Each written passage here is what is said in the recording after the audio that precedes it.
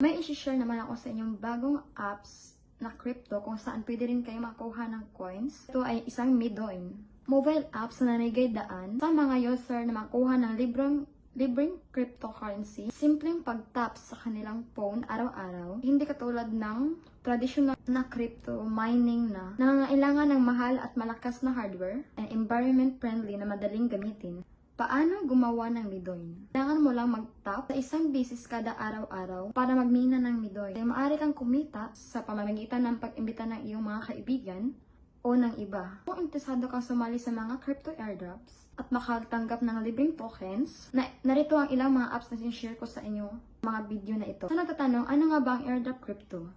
Airdrop crypto ay isang paraan kung saan ang mga cryptocurrency project ay namimigay ng libreng tokens o coins sa mga tao. Karaniwan itong ginagawa para i-promote ang kanilang proyekto, palawakin ang kanilang komunidad at palakasin ang paggamit ng kanilang tokens.